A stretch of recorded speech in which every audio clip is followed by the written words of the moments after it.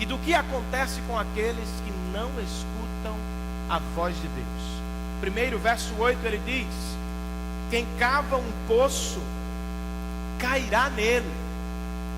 O que ele tem em mente é a vida do caçador, gente. O caçador está à procura de animais e ele faz poços para pegar a sua caça. Mas se ele não tiver cuidado com o buraco que cavou, se ele não prestar atenção com a armadilha que fez, ele mesmo cairá nela e não terá sucesso. Segunda ilustração, ainda no verso 8, ele diz: quem derruba um muro será picado por uma cobra. Nos dias de Salomão e também nos dias de hoje, se você for a Israel, você vai ver algumas plantações cercadas por pequenos muros de tijolo. E a ideia de Salomão é, quando o fazendeiro quer mudar este muro de lugar, ele não pode fazer de qualquer jeito, pois as cobras gostam de viver nas fendas das pedras, e se ele brincar em serviço, ele será picado. Próxima ilustração, verso 9: quem arranca pedras, com elas se ferirá. A lógica é a mesma. Não existia máquinas naquela época de cavar ou escavar, nem mesmo para carregar as pedras. Quem cava e quem carrega precisa ter cuidado, porque a pedra pode cair sobre os seus pés ou sobre a sua vida. Ainda no verso 9 ele diz: quem racha lenha se arrisca. Quem corta madeira precisa ficar alerta, pois se brincar em serviço, a árvore pode cair sobre uma perna sua. Se não prestar atenção, pode se cortar com o seu instrumento de trabalho. Nos versos 8 e 9, então, Salomão está falando muito sobre o cuidado que precisamos ter com a vida, porque ela é perigosa. Mas só cuidado resolve e nos garante sucesso? Não. Nos versos 10 e 11, ele nos aponta para um outro caminho. Primeiro ele diz: se o machado está cego e sua lâmina não foi afiada, é preciso golpear com mais força. Agir com sabedoria assegura o sucesso. O que esse provérbio traduzido nos diz? Que o tolo não se prepara para alcançar o sucesso. Ele trabalha da maneira que quer, na hora que quer e como quer. Ele não senta para planejar e preparar o seu trabalho. E aí ele vai ficar batendo com o machado que está cego. Salomão diz: o sábio vai se preparar, não vai começar de qualquer maneira, mas quando começar, vai gastar menos energia, e ainda assim vai alcançar mais êxito, sucesso no seu trabalho. E por fim, no verso 11 ele diz: se a cobra morder antes de ser encantada, para que servirá o encantador? A ideia aqui é da pressa. O encantador quer ganhar dinheiro, ele quer fazer um trocado, mas a cobra ainda não foi encantada, ela ainda não está treinada, mas ele precisa de dinheiro, então ele se arrisca. Nem ganha dinheiro, e o que ganha é uma picada da cobra que não foi encantada. Por todos esses versos, Salomão está dizendo: você pode viver bem, mas para isso você precisa ouvir a sabedoria de Deus, pois ela nos assegura o sucesso. Quem aqui não quer ter sucesso na vida? Quem não gostaria de alcançar os sonhos e suas realizações? Todo mundo aqui quer ter sucesso. Sucesso no trabalho, sucesso na escola, sucesso se for na igreja como ministério na igreja, sucesso na criação dos filhos, sucesso na vida idosa. Nós todos queremos sucesso. Há algum problema nisso? Não, nenhum. Deus nos fez em alguma medida para desejarmos o sucesso. O problema se dá no processo, e o problema também se dá quando alcançamos o sucesso. O que fazemos para alcançar o sucesso? E o que fazemos com o sucesso que alcançamos? Algumas pessoas que são tolas, como diz o sábio Salomão, não se preparam antes de começar a carreira, não sentam para planejar, não querem perder tempo no preparo para o seu serviço. Então elas começam de qualquer jeito e a qualquer momento da vida. E o que acontece? Elas machucam e se machucam no processo. Elas são tentadas a empurrar o muro do outro e a fazer uma cova para outro, porque ela quer, de alguma maneira, e em tempo rápido, recorde, alcançar o sucesso. Passando por cima de todos, machucando alguns, ferindo e se ferindo. Será que é esta a forma de Deus de alcançarmos sucesso? Claro que não. Salomão diz: sente, tome um lápis e uma caneta e planeje a sua vida. Sente e se prepare para o que você quer viver. Não comece o que você quer viver pensando que você vai atingir isso amanhã. Sente, faça um planejamento 5, 10, 15 anos e vá buscando o sucesso dos seus planos segundo a vontade de Deus. Amém, queridos? Mas há um outro problema. O que as pessoas fazem com o sucesso que alcançam? Alguns estão em busca frenética pelo sucesso, mas fazem de qualquer jeito. Outros estão com o sucesso na mão, mas não são bem-sucedidos. Uma conselheira de executivos nos Estados Unidos, de grandes executivos, chamada Mary Bell, ela fala algo interessante sobre sucesso. Ela diz que o álcool dos nossos dias é o sucesso. Ela diz que os homens mais sábios, ou que mais desejam sucesso, não estão gastando tudo com álcool, estão gastando toda a sua vida em busca do sucesso. E qual é o problema disso? Diz ela, experiência própria, conversando com homens de negócios, com homens de sucesso. O problema é que as pessoas vivem em busca do sucesso, mas não ficam satisfeitas quando conseguem o sucesso. Logo elas querem outro sucesso, outro sucesso, outro sucesso e outro sucesso. Qual é o problema disso? Doutora, sabe o que ela diz? O problema disso é que a vida nem sempre se apresenta como queremos. Ninguém tem sucesso em tudo que faz. Em algum momento a pessoa vai falhar, e se ela depositar no sucesso a razão da sua existência, a razão da sua vida, ela vai se frustrar. Como é que o cristão lida com isso? O cristão olha para quem ele deve sempre estar olhando: Jesus Cristo.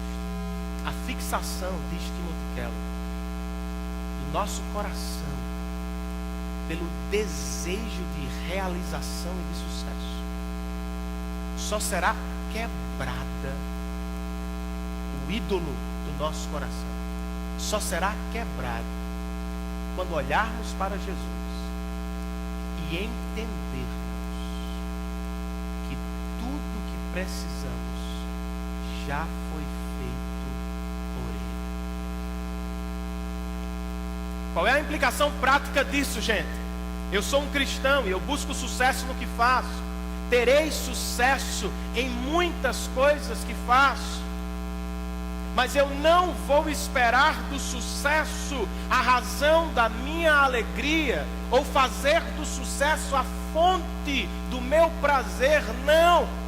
Todo sucesso que eu tenho, todo sucesso que eu alcançar, será fruto do amor e da graça de Deus, e Deus continuará sendo a fonte da minha alegria. Quando eu falhar, e eu vou falhar, eu vou olhar para aquele que jamais falhou, e eu vou ouvi-lo dizendo: Renan, está tudo bem, eu já fiz tudo o que você mais precisa. Primeiro conselho de Salomão: escute a sabedoria de Deus, pois ela nos assegura o sucesso. Se prepare, planeje, viva à luz da palavra de Deus, mas viva colocando os olhos em Cristo, que conquistou o nosso sucesso eterno. Segundo conselho de Salomão: escute a sabedoria de Deus, pois ela nos aponta o caminho da vida debaixo do sol, ou da verdadeira vida. No coração desse texto, no centro dele, nós temos alguns provérbios, todos eles, versos 12, 13, 14 e 15, tratam da fala, do dom que Deus nos deu de comunicação. Não apenas do dom em si, mas do seu efeito sobre quem escuta. E em tudo isso, Salomão vai dizer: olha, o caminho da vida, o caminho do sucesso, o caminho da alegria, o caminho da paz, depende muito do que falamos e de como falamos. Ele começa assim, verso 12: as palavras do sábio lhe trazem benefícios. Essa palavra benefício, na verdade, no hebraico é graça. Graça. O sábio, ao falar, alcança a admiração dos ouvintes, causa nos ouvintes prazer, e como resposta ganha o favor dos ouvintes. Lucas capítulo 4 diz que Jesus começou o seu ministério assim, falando em Nazaré, e as pessoas ao seu redor dizendo: olha, quando ele fala, a graça de Deus nos alcança. O sábio, ao falar, alcança os seus ouvintes, causa algum efeito no seu coração. Mas ao outro lado da moeda também, o tolo também fala. E diz Salomão, ainda no verso 12: mas os lábios do insensato ou do tolo o destrói. Literalmente, o devoram. Um dos comentaristas que eu consultei diz: engolir as palavras nem sempre é fácil, mas ser engolido por elas é algo terrível. A ideia é: o sábio fala, ou melhor, o tolo fala, e é destruído pelas próprias palavras. Conhece alguém assim? Que vez por outra está em problemas pelo que falou, se colocou em dificuldades pelo que disse. Esta é a imagem aqui, mas ele nos mostra o processo da tolice. Verso 13: no início as suas palavras são mera tolice, podem ser apenas brincadeira, mas o seu final, diz Salomão, são loucura perversa. Enquanto o tolo fala, ele revela o seu coração. Preste atenção nisso.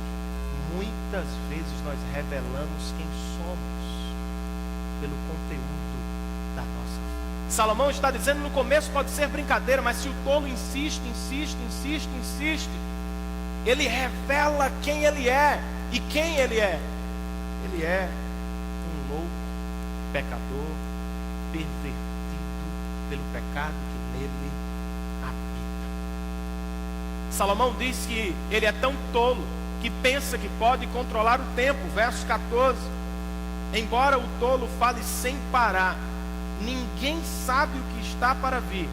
Quem poderá dizer a outrem o que lhe acontecerá depois? Ele não para de falar. E ele pensa que pode controlar o seu futuro.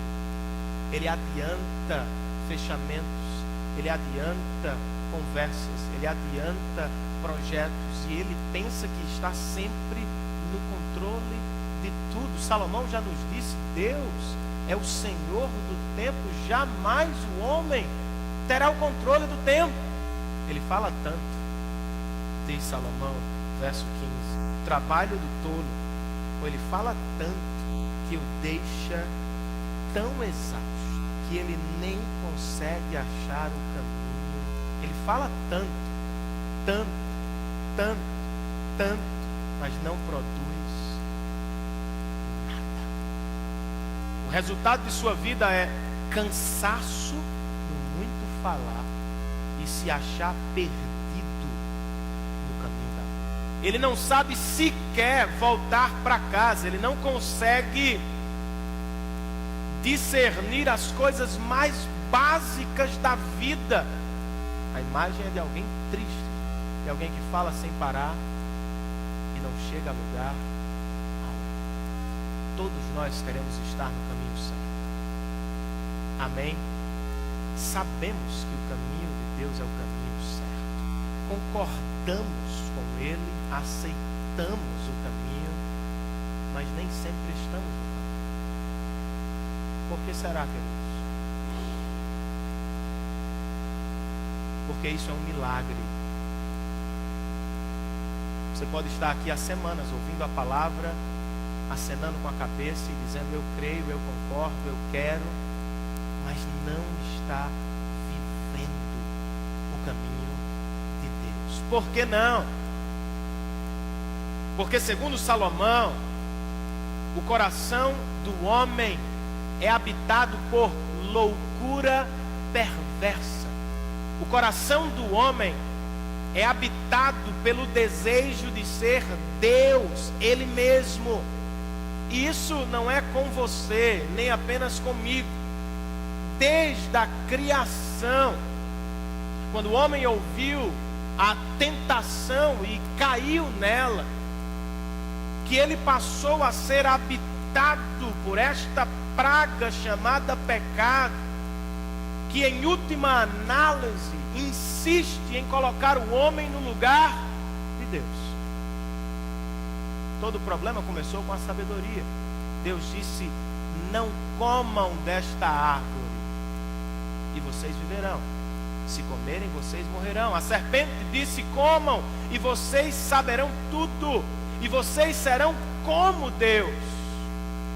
Os nossos pais comeram, foram expulsos da presença de Deus, e desde então a humanidade vaga, cansada e perdida. Isaías, no capítulo 1, falando do seu povo, o povo de Deus, diz: o jumento conhece a voz do seu dono, e o boi sabe onde está a manjedoura do seu proprietário, mas o povo de Israel não compreende as coisas de Deus. O salmista, no Salmo 107, versos 4 e 5, diz: o povo anda vagueando de um lugar para o outro, procurando um caminho que o levará a uma cidade forte ou habitada. Mas ele não encontra. Vive no deserto árido, exausto e seco. Será que isso é um retrato do seu coração? Um homem que vive tentando resolver as coisas com a própria sabedoria, mas que cansou de tanto tentar e não conseguir Uma mulher que deseja viver o caminho da paz e da harmonia em casa, mas não consegue, com a própria sabedoria, com o próprio falar, o que é que nós fazemos quando nos achamos perdidos no caminho da vida.